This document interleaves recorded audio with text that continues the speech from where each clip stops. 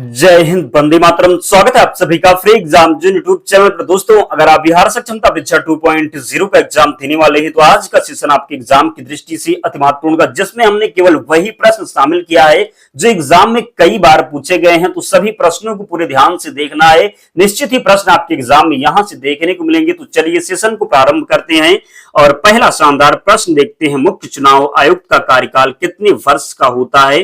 तो 6 माह या 65 साल की उम्र तक का होता है मुख्य चुनाव आयुक्त का कार्यकाल, ध्यान रखिएगा। अगला प्रश्न है, लक्षद्वीप उच्च न्यायालय भारत के किस राज्य में स्थित है? तो केरल में। कहां पर? तो लक्षद्वीप उच्च न्यायालय भारत के किस राज्य में स्थित है? तो केरल में स्थित है, ध्यान रखिएगा। किसका संशोधन विशेष बहुमत के आधार पर किया जा सकता है? तो अनुच्छेद 368 के द्वारा संविधान का संशोधन, ध्यान रखिएगा।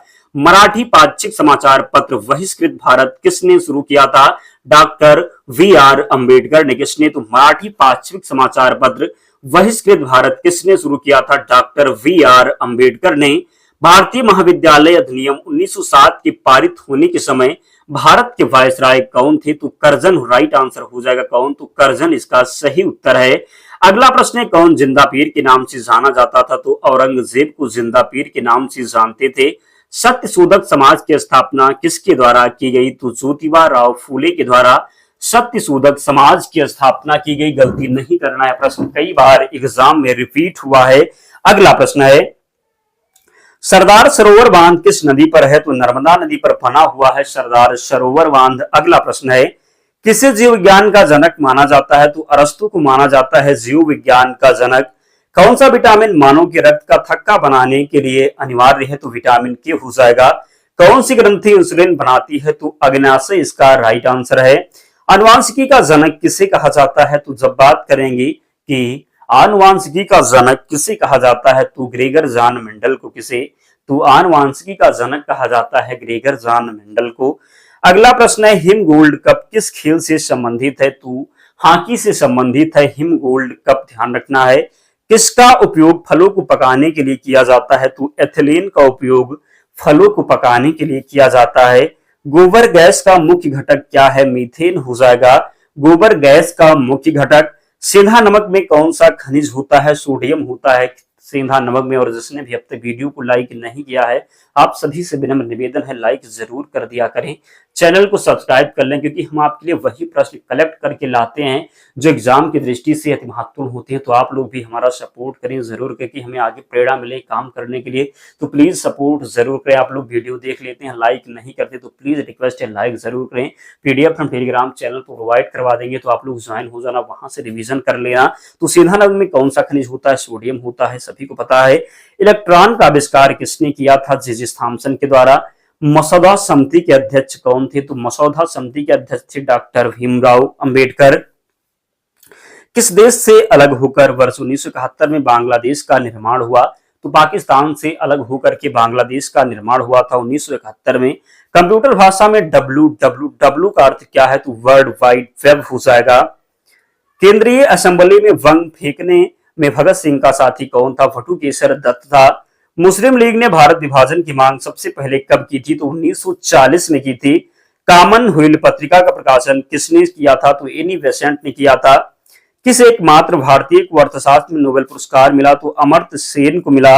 1856 में विधवा पुनर्विवाह कानून किसके प्रयासों से बनाया गया था? तो ईश्वर चंद्र विद्यासागर के प्रयासों से। केनिंग ने नवंबर 1858 में कहां आयोजित दरबार में भारत ने क्राउन के शासन की घोषणा की थी? तो इलाहाबाद में आयोजित दरबार में, ध्यान रखिएगा। केनिंग ने नवंबर 1858 में कहां आयोजित दरबार में भारत ने क्राउन के शासन की घोषणा की? तो राइट आंसर यहां पर इलाहाबाद में आयोजित दरबार में, ध्यान रखिएगा। भारत की सर्वाधिक बड़ी जनजाति तो गोंड राइट आंसर है। भारतीय राष्ट्रीय कांग्रेस की प्रथम महिला अध्यक्ष तो एनी बेसेंट हो जाएगी। अगर यहीं पर प्रश्न पूछा होता कि भारतीय राष्ट्रीय कांग्रेस की प्रथम भारतीय महिला अध्यक्ष, तो सरोजिनी नायडू राइट आंसर हो जाता। शहीद आजम के नाम से कौन जाने जाते हैं? भगत सिंह को जाना जाता है। किस योजना के फलस्वरूप भारत का विभाजन हुआ? तो माउंट बेटन योजना के फलस्वरूप भारत का विभाजन हुआ। अगला प्रश्न है, जनरल डायर जलियांवाला बाग हत्याकांड से जुड़े कि जो है हत्या किसने की थी? तो उधम सिंह ने की थी। किसने? तो जनरल डायर की हत्या उधम सिंह के द्वारा की गई थी। बंगाल का विभाजन कब और किसके द्वारा किया गया था? तो 1905 ईस्वी में गवर्नर करझन के द्वारा बंगाल का विभाजन किया गया। भरतनाट्यम नृत्य शैली मुख्यतः किस राज्य से संबंधित मानी जाती है? तो तमिलनाडु से संबंधित मानी जाती है। कथकली किस राज्य का शास्त्रीय नृत्य है? तो केरल राज्य का शास्त्रीय नृत्य है कथकली। केसर का सर्वाधिक उत्पादन किस राज्य में होता है? जम्मू कश्मीर में होता है केसर का सर्वाधिक उत्पादन। ध्यान रखना है, गलती नहीं करेंगे। अगला प्रश्न है, भारत में प्रथम बहुउद्देशीय परियोजना का निर्माण किस नदी पर किया गया? तो दामोदर नदी पर किया गया। अंतरराष्ट्रीय शांति और सुरक्षा को बनाए रखने की जिम्मेदारी संयुक्त राष्ट्र संघ की किस अंग की है? तो सुरक्षा परिषद की है। नोबेल पुरस्कार पाने वाला पहला भारतीय नागरिक कौन है? तो रविन्द्रनाथ टैगोर हो जाएंगे। 1913 में मिला था, साहित्य के क्षेत्र में मिला था। किसके लिए मिला था? तो गीतांजलि इनकी पुस्तक थी, इसके लिए मिला था। किस क्षेत्र में? तो साहित्य के क्षेत्र में। कब? तो 1913 में। मिड डे मील योजना किस वर्ष शुरू हुई? तो 1995 में शुरू हुई मिड डे मील योजना। बांग्लादेश का राष्ट्रगान कौन सा है और इसे किसने लिखा है? तो उमार सोनार बांग्ला हो जाएगा, रविन्द्रनाथ टैगोर जी के द्वारा लिखा गया है। लोधी वंश का संस्थापक कौन था? पहलो लोधी हो जाएगा, लोधी वंश का संस्थापक। किस संविधान संशोधन को मिनी कॉन्स्टिट्यूशन कहते हैं? तो 42वां संविधान संशोधन हो जाएगा। 42वां संविधान संशोधन कब हुआ था? 1976 में हुआ था। इसे मिनी कॉन्स्टिट्यूशन कहते हैं, ध्यान रखिएगा। होम्योपैथी का संस्थापक कौन था? तो हनीमैन हो जाएंगे। फलों को पकाने में कौन सी गैस उपयोग में लाई जाती है? तो एथिलीन इसका राइट आंसर है। भारतीय राष्ट्रीय कैलेंडर का पहला माह कौन सा है? तो चैत्र होता है। पंडित हरिप्रसाद चौरसिया कौन सा वाद्य यंत्र बजाते हैं? तो बांसुरी वादक हैं पंडित हरिप्रसाद चौरसिया। भारत का प्रधानमंत्री बनने के लिए कम से कम कितनी आयु होनी चाहिए? तो 25 वर्ष होनी चाहिए। सांची के स्तूप का निर्माण किसने करवाया था? अशोक के द्वारा सांची के स्तूप का निर्माण करवाया गया था। यक्षगान किस राज्य का लोक नृत्य है? कर्नाटक राज्य का लोक नृत्य है यक्षगान। प्याज में खाद्य भाग कौन सा है? तना हो जाएगा। श्रव्य प्रसारण में ध्वनि तरंगों की आवृत्ति कितनी होती है? तो 20 हर्ट्ज से 20,000 हर्ट्ज तक होती है, जरूर ध्यान रखें। मधुबनी किस राज्य की लोक चित्रकला शैली है? तो बिहार की है। विश्व का सबसे ऊंचा पर्वत शिखर माउंट एवरेस्ट किस देश में स्थित है? जब माउंट एवरेस्ट की बात करेंगे तो ये नेपाल में स्थित, इसे नेपाल में सागरमाथा के नाम से जाना जाता है। संसार का सबसे बड़ा डेल्टा सुंदरबन डेल्टा कौन सी नदियां बनाती हैं? तो गंगा ब्रह्मपुत्र। विश्व की सबसे ऊंची चोटी एवरेस्ट किस देश में स्थित है? नेपाल में स्थित है।